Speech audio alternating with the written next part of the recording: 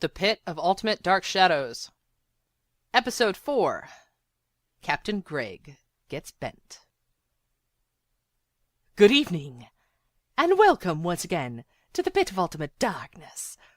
Or rather, as we like to say backstage, the Pit of Ultimate Dark Shadows. I am your host, Sir Simon Milligan. Yeah! Oh my. Well, thank you. I blush at your patronage. Tonight, we enter the encapsulated subconscious of the human mind. Oh, wait a minute. Perhaps not. Didn't the dream curse come and go? I must look into the skull, as a fortune-teller does her crystal ball. If you'd like to make a call, please hang up and try again. If you need help, hang up and then dial your operator. Ugh. Well, that got me nowhere. I must now call upon my handy, well-beloved of Satan, and trusty sidekick, manservant Hecubus.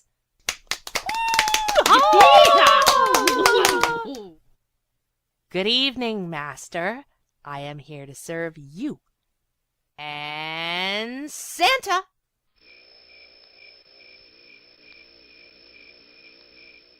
Say what? Whoops! Just a bit of metathesis here. Pardon me. There, all better now. Hecubus, I'm wondering that you recall if the dream curse has come and gone yet in our Collinsport radio drama. I believe it has, master. In fact, I believe we are wafting into the realms of art. Art? Who? Oh, no, master. Art as in drawing, painting, the visual arts, as in the picture of Dorian Gray. Hecubus! You're giving away where we've ripped off our plot lines. Evil. Evil! Still evil after all these years. Ladies and gentlemen, Hecubus the Evil One. Now, on with the show. We need a volunteer. You! Me? Do you dare come to the pit of darkness? Yeah, sure, why not? Business is slow. Rise and approach.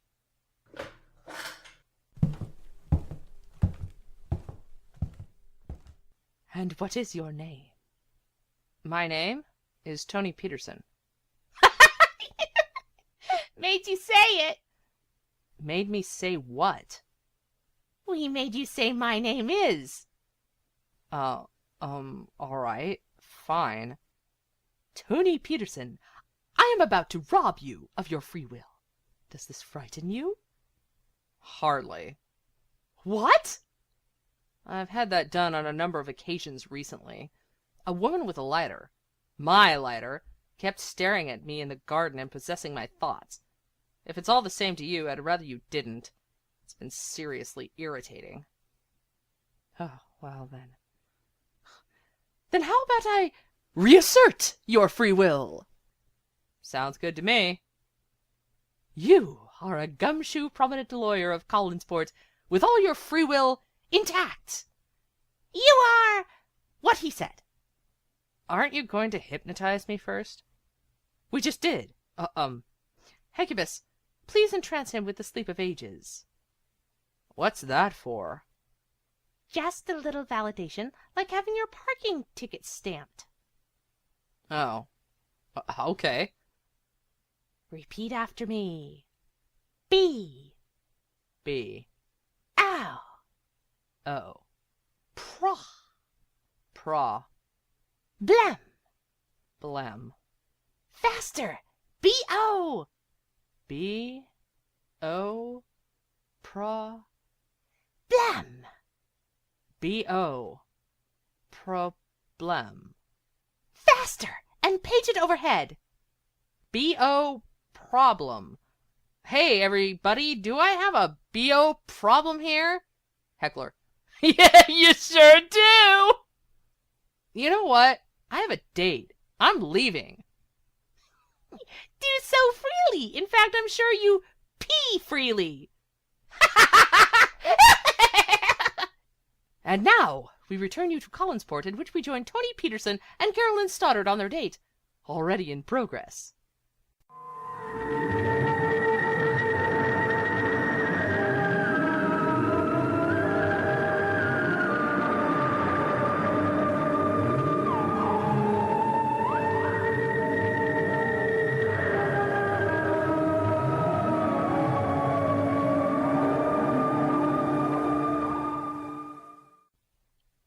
I'm glad you accepted my invitation to a long drive and dinner. I've been dying to get away from Collinsport for ages. Ah, me too, Tony. What's the name of this place we're going? Norrie's Lobster House. Quiet, quaint, and a far cry from our usual spots at home. No, I remember Norrie's. But where's the restaurant? The city it's in? Oh my, not a city at all. Not even a town. It's a township called Schooner Bay. Township? Really? Actually, Schooner Bay sounds familiar. I think I have a great aunt that lives there. Oh? Yes, a schoolmistress, on my father's side. I'd love to meet her, in fact. You haven't met her? Oh no, well, I didn't try. Much mention of my father's side was distracted away when I was a child. But I remember hearing about her from a chum in high school very briefly. Maybe we'll look her up while we're there. Well, now that I think it over, I'm not sure if I'm really related to her. The thing is, she lives in Maine and her last name is Stoddard, and I just thought, could be. Dang. Wish I could make a phone call. I have connections and might be able to find out something. You could? That would be marvelous. Milligan. Meanwhile, Barnabas, having spoken with Professor Stokes over a slice of cheese and a totally unsweetened biscuit, decides the portrait of Angelique, that Roger continues to covet throughout all this time, is to be captured from Collinwood and vandalized with a certain complexity. Yes, Hecubus. Thanks for sacrificing my shrine hostage to this torment. Now we have to suffer seeing it constantly changing hands. However, I suppose it's an integral part of the story. This indeed is the painting Roger has become enamored with during his oh-so-brief marriage to Cassandra. Both our lovely Angelique and Cassandra, as we all know, are the same person.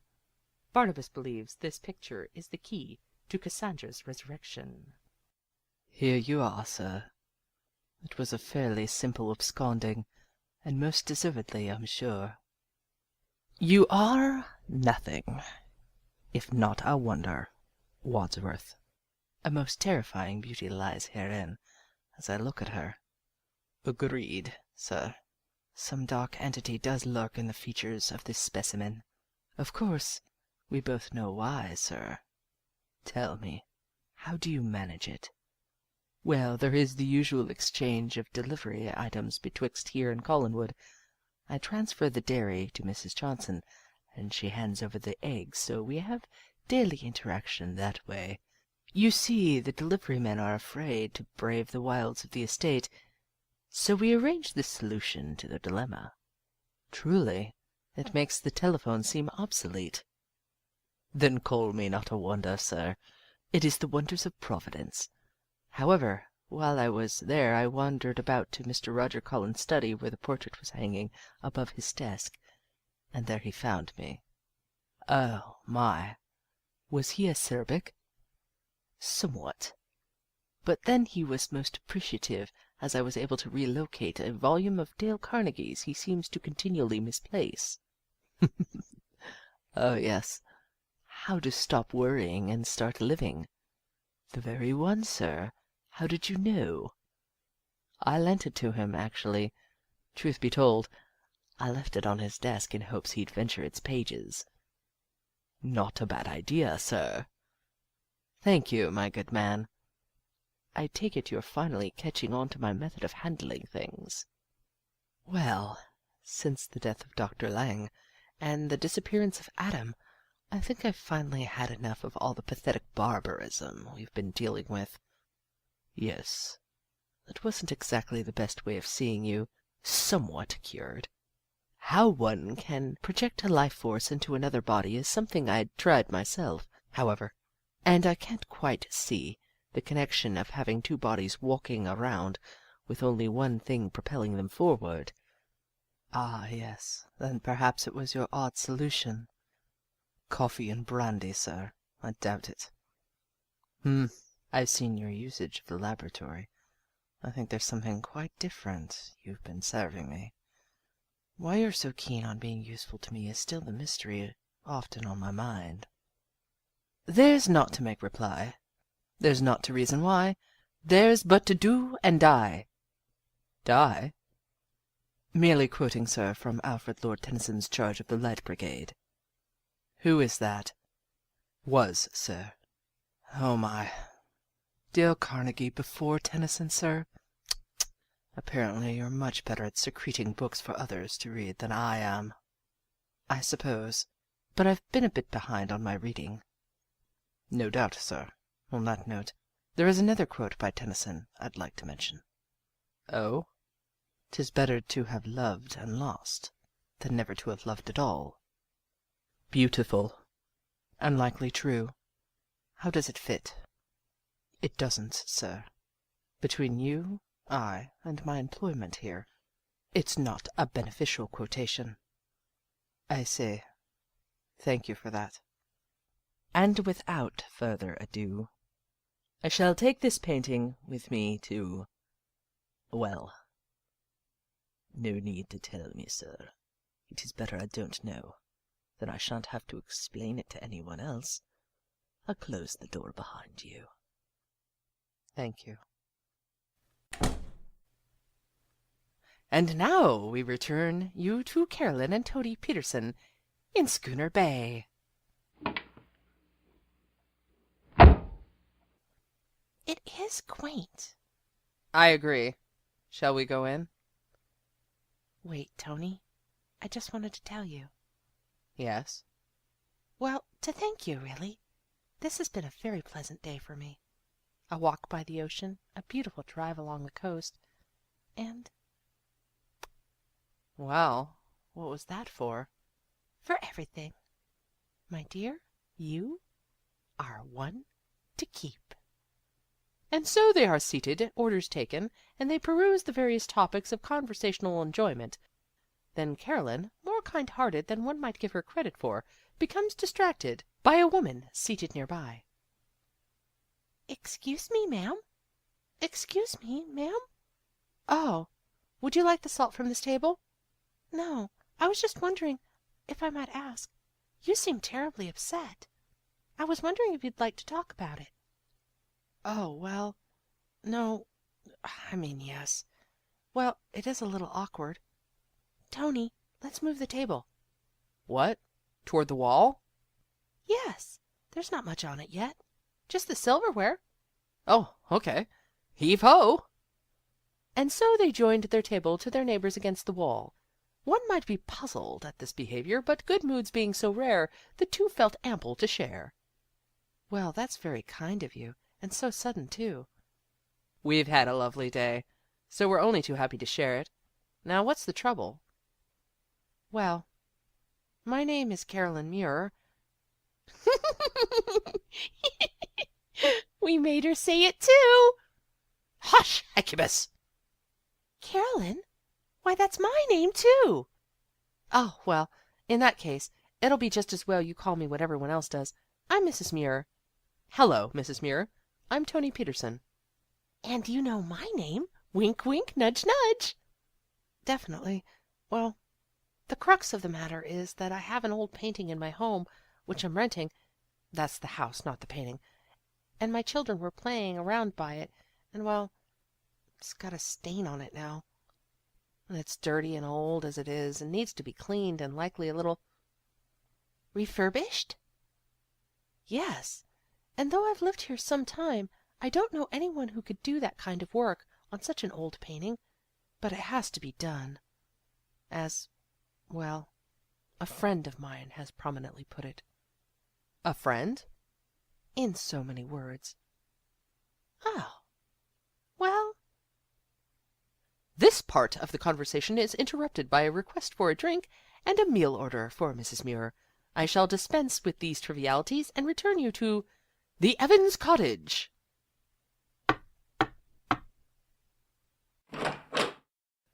Huh? Oh, Mr. Collins! My, what a surprise to find you out at this hour. Oh? The sun is still out, you know. Oh, yes. Well, my business has allowed me a bit more leisure time to devote to certain pursuits, particularly this one. Shifting of painting. My goodness. Carried that, did you? Usually you hire someone to do all that. So many changes. I am somewhat more fit than I have been. Now, if you take a look here. What a wicked-looking woman. And familiar somehow. Attractive, but still. Yes, I entirely concur, but... You digress, of course. Here, just plop it on the easel. Now, what are you bringing me this for? I want you to age it. Age it? This? This is hardly a new painting. It must be over 100 years old already. If you want, I could distress the frame with sandpaper and then slap some peanut butter and jelly over the picture and wipe it with tack cloth. But I doubt that will do much. Why do you want this done? This is a job to be done with no questions. I don't want you to distress the portrait itself, just the subject in the painting, so that she ages older and older until she is well over 100 years old, maybe 2. And I'd like you to begin at precisely 10:15 p.m. and use the stiffest bristles you can manage. But, Mr. Collins, this is such gorgeous workmanship. How about I just buy it off you for $50? How about I pay you $500 to do what I asked? Are you serious? Do I look like I'm jesting? You could be playing deadpan. Mr. Evans, I would like the job done by you. With your skill, I am sure it can be accomplished to grand perfection. I say, you appear to have gotten lost in thought. I have an odd feeling. Yes? Like I've seen her before. Oh my, not recently, have you? No, but it seems so long ago. So very long that it would surpass my own lifespan. Her face is familiar to you? No, not simply her face. The hair, the clothes, everything. Mr. Evans, you are looking a little vengeful. I believe I may feel somehow wronged by this image. Mr. Collins, I'll do it. With the harshest of brushes? Of course. At 10:15 p.m. precisely. Yes. In fact, I'll just cover this up and put an alarm on here. Good idea. If you continue to stare at it, you look like you may become too eager. I believe you're right. What could be coming over me, I can't say. But I'm sure it'll make the work go faster. I understand. There are cases of familiarity that can charge certain emotions. Déjà vu has that effect on Mr. Collins. Now you look a little lost. You know, Mr. Evans, there's something more familiar to me about you as well. I can't place it yet. I suppose it's only a fluke? Likely. Not surprised. Déjà vu. Funny. I believe it literally means already seen. Yes. French, isn't it? Psh, that in itself is giving me déjà vu. Is it? I suppose we can only continue to wonder on that score.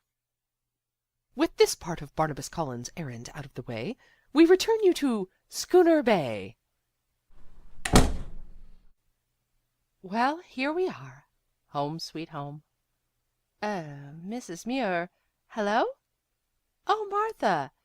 These are 2 people I met at Norrie's. This is Carolyn Stoddard and Tony Peterson. This is my housekeeper and good friend, Martha. The 3 exchange introductory hellos. They came out to Norrie's all the way from Collinsport. Collinsport? My, what a long drive! I've heard of peculiar goings-ons thereabouts. I hate to be a spreader of superstition, but anything you may have heard is likely fairly close to true. With a grain of salt, ma'am. Well, perhaps a 1/4 teaspoon of salt to be more accurate. Really? It's all the stormy weather. Puts people into a flight of fancy.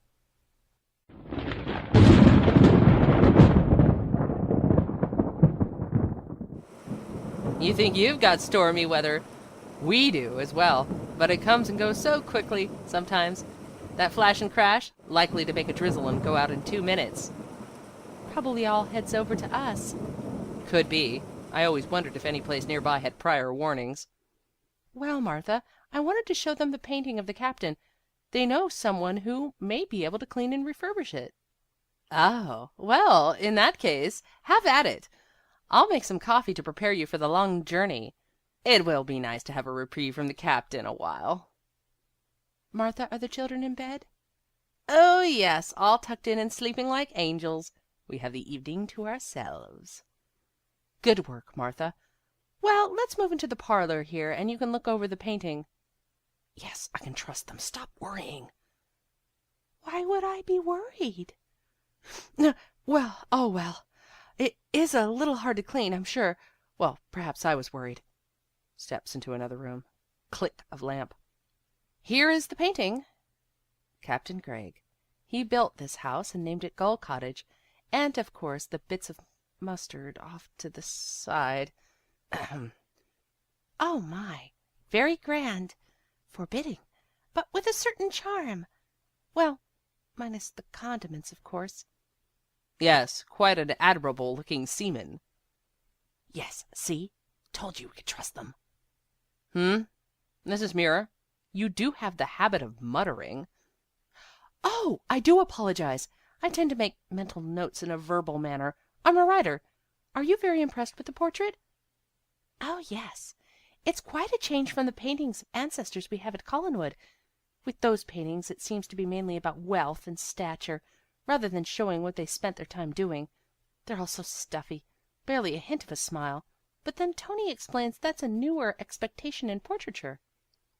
Oh my, yes. Have you seen a set of the president's portraits all lined up? I believe there was this idea. Yes, I'm getting to that. That if one smiled, it wasn't dignified. But nowadays the idea has changed. Yes, it has. A bit of Hollywood taking over. A smiling face is so much more inviting, I suppose. Though I prefer honesty in expression, however it forms. Here is the coffee. So, are you going to leave a nice empty space over the mantel? Oh, not for too long, Martha. Oh, I was hoping it would be a while. I'd feel a richer sense of serenity if it were. She does speak her mind, doesn't she? Like I said, Martha is not only a housekeeper, but a friend. Is the painting set with a basic hanging in the back? Oh, yes. If you can lift it and place it in your car, I'm sure it will be simple enough and... Yes, I know. We'll put it in paper and cloth to see it's not damaged. And we leave them to have their coffee and transport the painting in peace. We now take you to the main house of Collinwood, where Elizabeth Stoddard is in the drawing room, wondering over a particular postcard as Roger walks in. Sound of crackling fire, seat being taken. Liz, you seem a bit concerned over that. Any worries? Well, it's nice to hear you care. Oh, of course. I've been feeling a great deal better lately. Just going over some legal matters. But what have you got there? A postcard from Victoria. Ah, and how is our old governess doing? A shaky hand wrote this, I'm afraid. Postmark says Washington State, but I can't make out the city. Likely went to go and investigate the Space Needle in Seattle. I hear that's quite a structure for fools without fear. Roger, must you always have something acidic to add? Of course, you know me. To be sure I do. At least you're calmer these days. Anyway, I do wish this fellow she finally picked out had a sure name. It doesn't surprise me she didn't tack it onto her own yet. The paperwork for their marriage was so hazy. Ah, well, they tried. And people take it as read they're married as things are. To many of us, emblems and watermarks make a document, but the ceremony still holds higher importance to most people. If only I'd been so wise to take my marriage vows as simply, then I wouldn't have to bother looking over the contractual mess of it. Sorry to hear that, Roger. I did warn you not to marry her. I know it, but I'll see how binding it all is. Anyway, what does Victoria write? Well, the most recent place they stayed had a murder investigation going on, but they've been able to leave and move ahead. That doesn't sound like a good start at getting away from all the bizarre turmoil of this place. Maybe she took some of it with her. I wouldn't think so. She was so happy when they left. So you said. And glad to hear it. Well, perhaps it was only a stroke of bad luck. If they're still on the road, there's hope for them yet. Thank you, Roger. You're welcome, sister. Little does Roger realize that his missing lady, that I covet so highly, has been neglecting him while snooping through windows at her old abode. I suppose she doesn't want to put in an appearance until she discovers why she's been summoned elsewhere.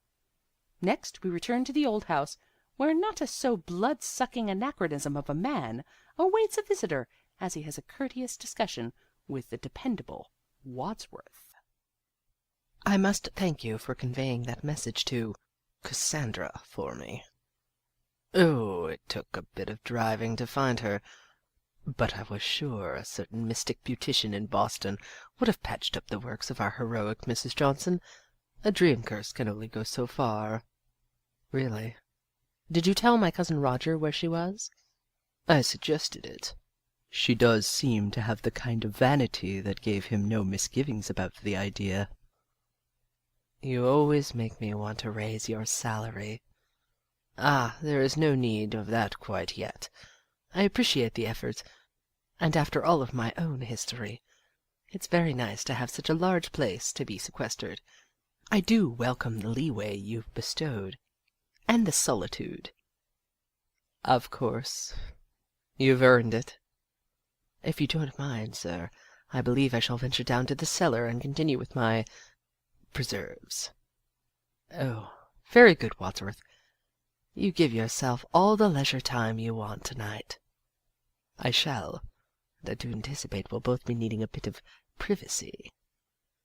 Yes, I am expecting someone at this very minute. Shall I answer? No, you do best to make your way down to your preserves. I shall answer it. Good evening, sir.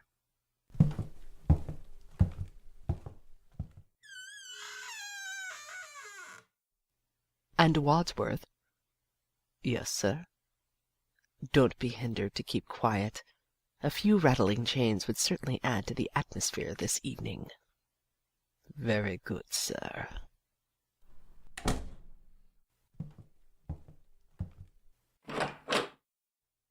Please come in, Miss... Mrs. Roger Collins. Oh dear, I'm sorry. I keep forgetting. Well, what kept you? Oh dear. Is that a cat scratch at your arm? No, it's from a bladed glove. Oh, never mind. How do you do? I see you've met my faithful handyman. He's just a little brought down because when you knocked, he thought you were the candy man. Oh dear. Perhaps you have company and this is the wrong time. Oh, no, hardly. Don't get strung out by the way I look. Don't judge a book by its cover. What was that? Oh, just one of the ghosts around here. You do know we have a plentiful variety of ghosts in Collinwood, yes? No, I didn't. Well, I'm not much of a man by the light of day, but by night I'm one hell of a lover. I haven't seen you around Collinwood lately. I thought perhaps you were on a vacation. Let me show you around, maybe play you a sound. You look like you're both pretty groovy. No? I I just decided to go to Boston for some shopping. Without telling anyone. That's peculiar, isn't it? Is it?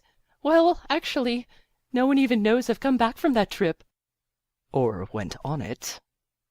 I had an idea you had a portrait my husband seems to have misplaced. Misplaced? You must have snuck over there and peeped in a window to get that information. Perhaps I did. I believe that portrait is missing. How fortunate. Will you have a brandy? As you can see, I am having one. Why not? It has been a bit drafty in this house coat. Chilly night air. Of course. Hands her glass. I know you're used to a much warmer climate. I'm not a native of Maine, all right? Well, do I look of Passamaquoddy lineage to you? Passama what? Have your brandy. Well, you got caught with a flat. Well, how about that? Well, babies, don't you panic. By the light of the night, it'll all seem all right. I'll get you a satanic mechanic.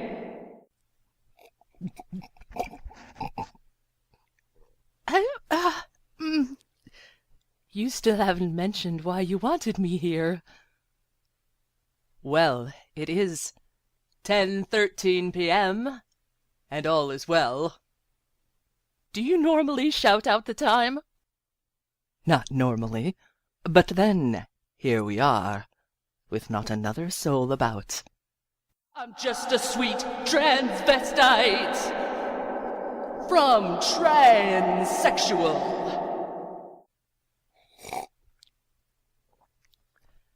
Good brandy. I must say I'm rather tired of sherry. I do hope so. You see, I think tired is a good word for how you will feel in 5, 4, 3, 2. What are you? 1. Ow! Meanwhile, at the Evans cottage, where Sam has become possessed of a previous life as Andre Dupre.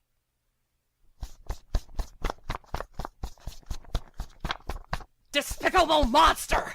I remember now. It's straight from the underworld. I hate you and what you did to my daughter, you conniving, wrathful underside of a beast! Now you are 60, and with this stroke I'm moving you on to 80! And back at the old house. That's smarts! You darn well ought to. You've interfered with my family and love life far too long. My hand! It's wrinkled and gnarled! Well, here's a mirror if you would like to powder your nose. My face! What is in that Pond's cold cream? Never mind. You shall either repent what you've done or wither away back to the bubbling sulphur of hell. I'm allergic to sulfites! Then stop drinking wine.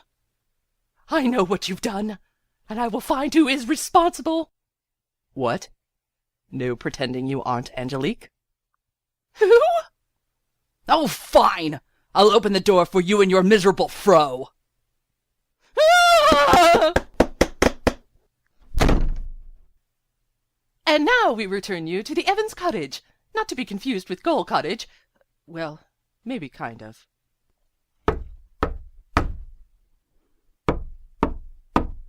Ugh, etrefatu and sacre merde. Darn pestering folks, who could that be?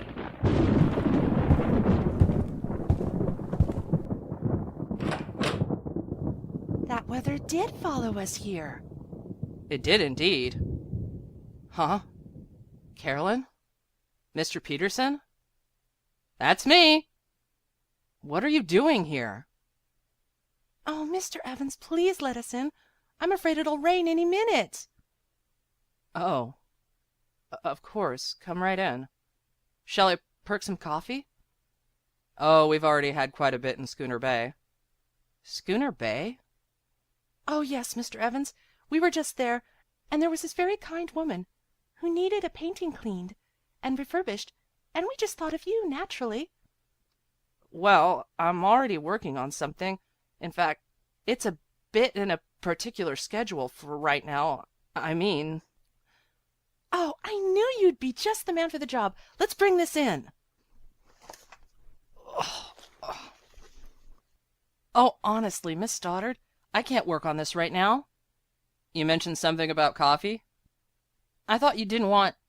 Oh, yes, Mr. Evans. Please perk some coffee up. Can you make it strong? Well, it's about the only way I can make it. Good thinking, Tony. Anything for you, Miss Stoddard. Oh, Tony, you are so formal. I noticed he became that way when things weren't going how he expected. Yes, there's something going on here. Let's see what...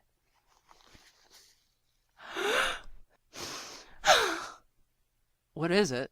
Good God! No kidding. That looks like Uncle Roger's wife. And then some. But she's older and... Coming well unglued, I think. We need to hide this before... Before he fixes it to what she looks like now? Exactly. Okay, let's get to it. Switch the portraits. Right behind you.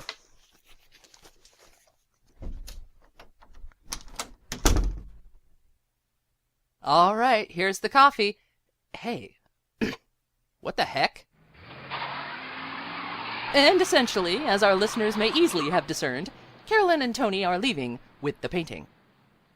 Well, ma bonte. I might as well go back to... What the hell is this painting?